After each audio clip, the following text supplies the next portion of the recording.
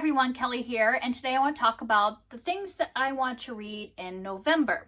So I have basically kind of three main categories of things, 2 readathons, and then kind of my fall challenge. So talking about the fall challenge, I'm doing the Fall into Reading Challenge. I'm hosting that with Angie from Literary Labors and Rainy from Rainy Day Reads, and this will be our 3rd month. So it runs September, October, November. If you still want to participate, not too late. There's not that many prompts.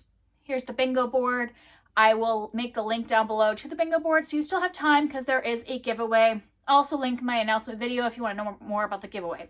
So you still have time since it's very broad and you can count things that you read in September and October.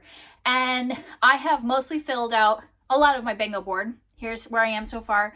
And then I have a lot of these other things kind of pinpointed of what I want to fill in. The only one I'm going to be missing that I need to figure out in the next month is sci-fi.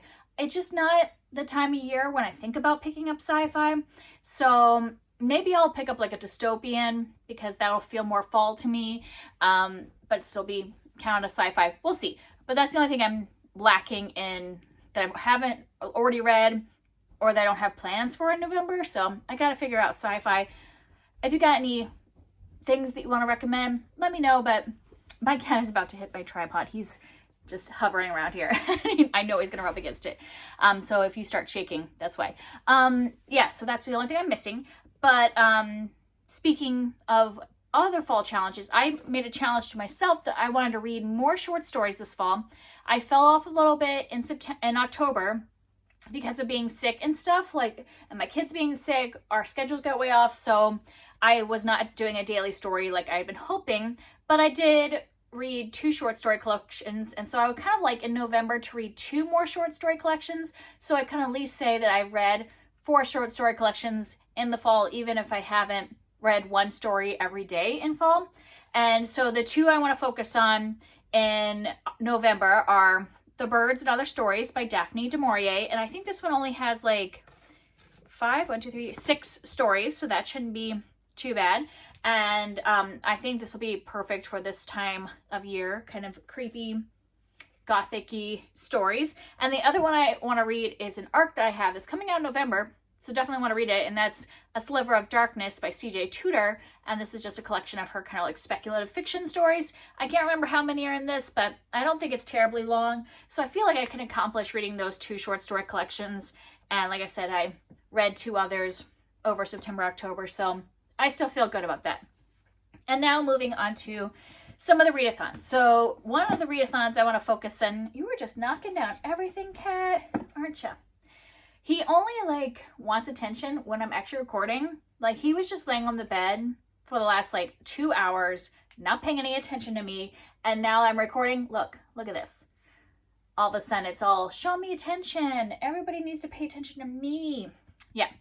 So like I was saying, one of the things I want to focus on in November, both these readathons are all month. First one is Nonfiction November. I'll link the information for both these down below and who's doing them and all that. And that's just basically you're reading nonfiction. And the host, she says you don't have to follow the prompts. There's just 1-word prompts. And I loosely kind of am using them. But if I don't end up reading these 4 books exactly, I might just pick up some nonfiction that I am interested in. But I did pick out 4, 1 for each prompt, and then we'll see. I might do other stuff, but I definitely want to read some nonfiction at this time. So the first word is record, and one of the ways she said, that Olive said you can interpret this is like a record of something, and so like a memoir. And so this is If Only They Can Talk by James Herriot, the first of his memoirs of his time as a small town vet, and so it's like a record of his time as a vet. So that's the first one. The next word is element, and one of the ways that Olive was saying you can interpret this is like different elements come together in a book. And so I am picking up an essay collection. This is Disability Visibility First Person Stories from the 21st Century, edited by Alice Wong. And this is just a collection of different essays from people who have disabilities, are living with disabilities, and kind of different perspectives. And so that's one that I've been meaning to read for a long time. So this will be a good time to do that.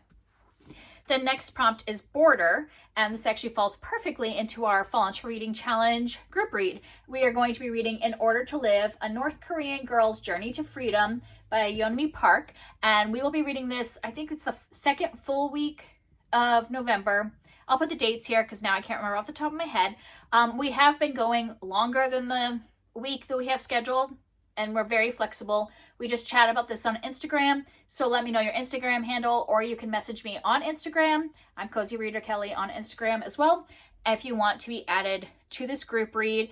I'm really excited about this. It fits in with the border theme because it's about a woman, like she left North Korea and I was trying to figure out where she went to. So she went to South Korea, China. It looks like I didn't read a lot of details in the back because I just kind of want to hear her story. Normally we split up the reading by chapters, but I decided because this one is probably going to be pretty heavy, I decided we're not going to do any kind of reading schedule. We're just going to chat about our overall feelings in the chat. So we're not going to follow any kind of schedule. It's just we're going to be all reading it around the same time in November. So if you want to join us, feel free to do this. Do that. You'll be participating in Nonfiction November. Like, seriously, Kat, seriously. What is his deal today?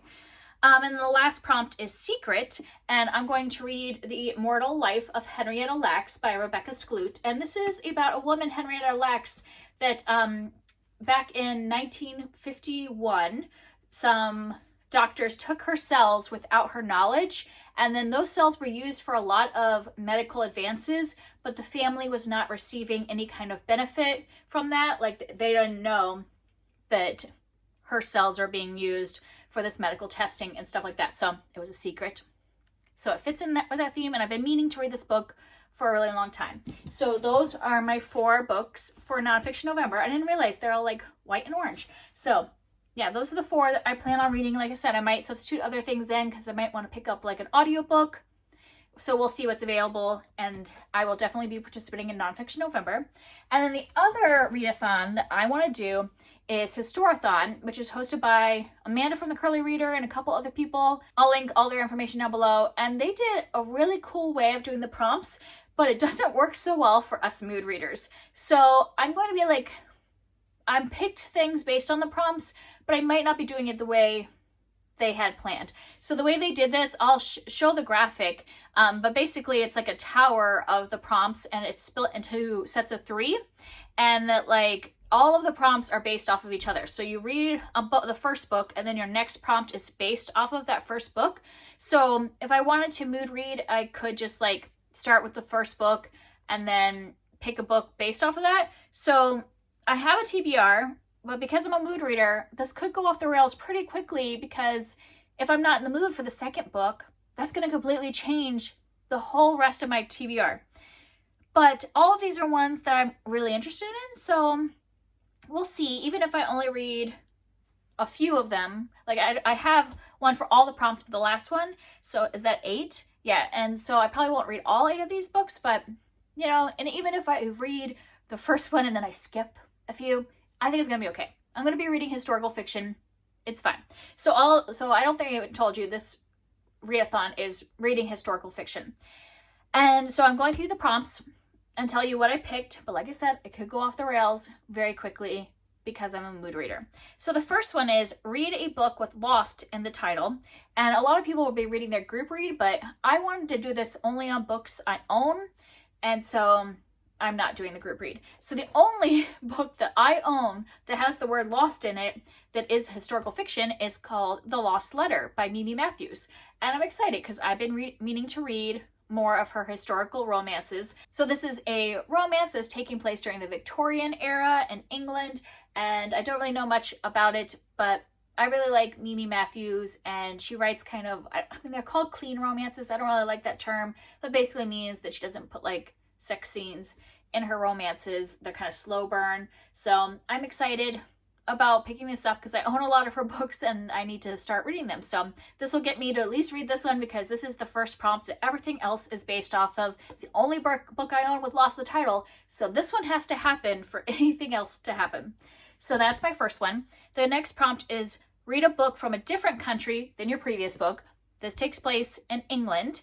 And so then I picked The Witch of Blackbird Pond by Elizabeth George Spear. and this takes place in Connecticut. And this is, I believe it involves actually witch hunts, but that's not exactly what is written on the back. But yeah, I know I read this as a child and liked it, so I wanted to reread it as part of my like reading witch books.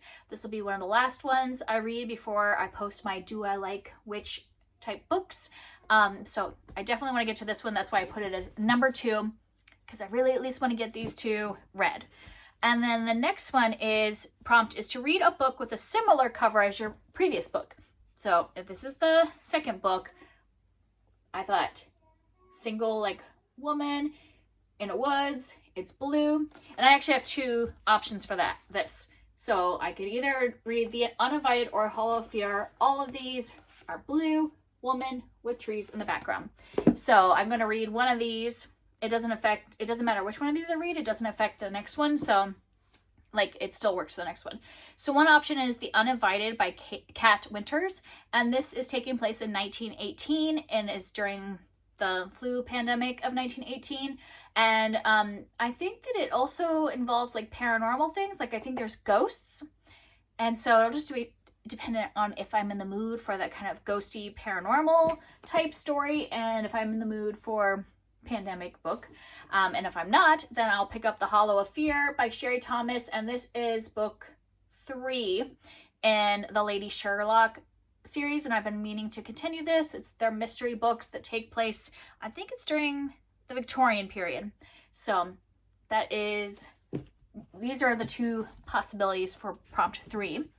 And then prompt 4 is to read a book set in a different decade than your previous book. And like I said, it doesn't matter which one of those I read, because the book I picked is taking place during the early Middle Ages. So definitely in a different decade. And this is Anna of Byzantium, and we are learning about the Byzantine Empire right now, my daughter and I, as we're studying history.